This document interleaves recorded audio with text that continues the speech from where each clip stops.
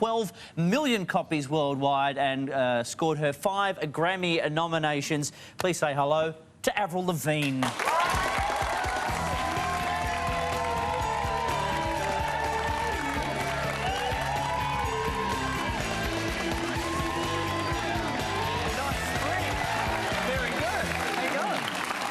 Have a seat, or a jelly bean if you'd like one as well.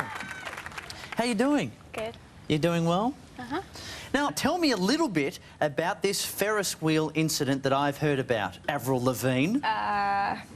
You probably heard that me and my guitar player, Evan, were on a Ferris wheel and we were in one cart, and there was a cart behind us that had, like, I don't know, my security guard and, like, some other people, and we hit, like, a certain spot where, like, our window met their window, so we, like, yanked our pants down and made them. As you would do. Did they recognise you? Well, not from just, that's Avril Lavigne's cheeks. But just before that, did they recognise who you were? Mm-hmm. So are you worried about anyone printing anything or selling their stories? That was so long ago anyway. Now, I'm interested to know a little bit about your upbringing, because you actually, when you were younger, used to sing a lot of gospel. Is that true? That's where I got my start, was in church, and kind of branched out from there after. But I went to, I grew up going to church, and that's where I sang my first solo. So does that mean you've always wanted to sing from a very young age? Were you the kind of kid who sung into a hairbrush, that kind of thing? Yeah, totally. Like, I'd always, like, jump up on my bed and be, like, singing, and I totally did the hairbrush thing, yeah. What was your favourite song to mime to? I was really into, like, the Beach Boys when I was younger, so danced around to that. I was a big fan of Footloose by Kenny Loggins. Do you think less of me because of that? No. Oh, good. So, coming from a religious family, does that mean that your parents were quite protective of you when you were younger? Yep. My parents were very protective. I wasn't allowed to, like, go to parties or anything like that, even when I got into high school. Really? Yeah. Was that hard when you were in high school, if you weren't allowed to go to the parties? Were you a bit on the outer because of that? So I'd have to, tell my mum I was sleeping over at my girlfriend's house and then sneak out. So well, you were only in a small town, 5,000 people, in Canada. Did people used to know when you were sneaking out, or was it a small enough town that you'd get busted? It was actually pretty small. If you were doing something and someone saw you, they'd, like, go tell someone, and then the whole town knew. So did you ever get caught, ever get in trouble? I got in a lot of trouble. I got caught for everything, except for, like, a few things, but most things I got caught. And the things you didn't get caught for are best left quiet, probably. Yeah. Yeah.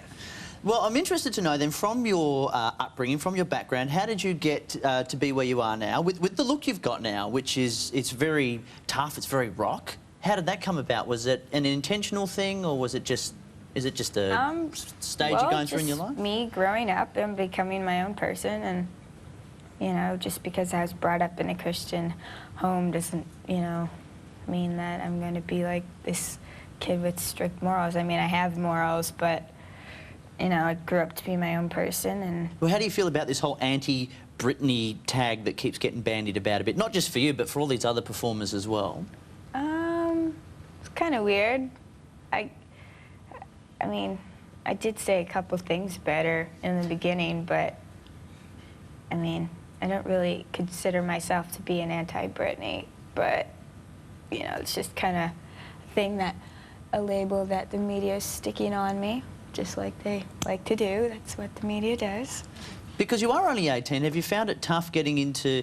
I mean, obviously all you want to do is perform. Do you find it hard doing the talking that has to come with the singing? You mean, like... Interviews and things like that, and dealing with the media. And all the press and all that. That's, like...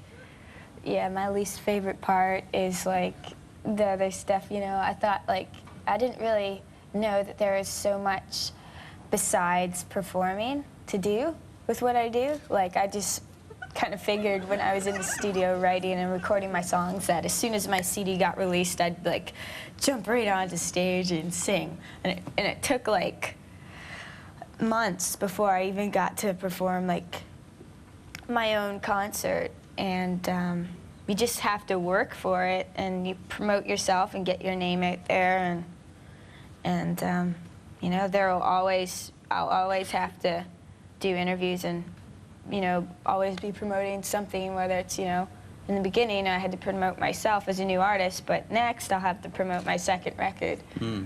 So you can't really get away from it, but... And now you're here in Australia, and I know the one thing you wanted to do while you got here was see a koala. Did you actually get to do that? We wanted to see koalas and kangaroos. Yes, we went to the zoo, but it wasn't good enough. We didn't get to hold them, and my band and I, we want to be able to hold a koala bear.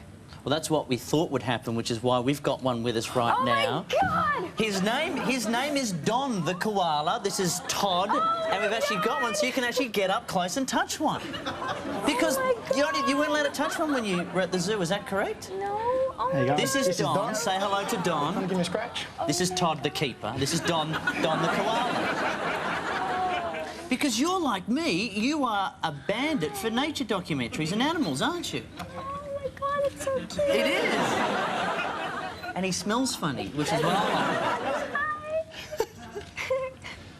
So are they as cute as you expect them to be? So cool. I can't believe that. So cute. Where's my band? They have to see them. Oh, we'll have Don at the after party after the show. Make no doubt about it. So is he high right now?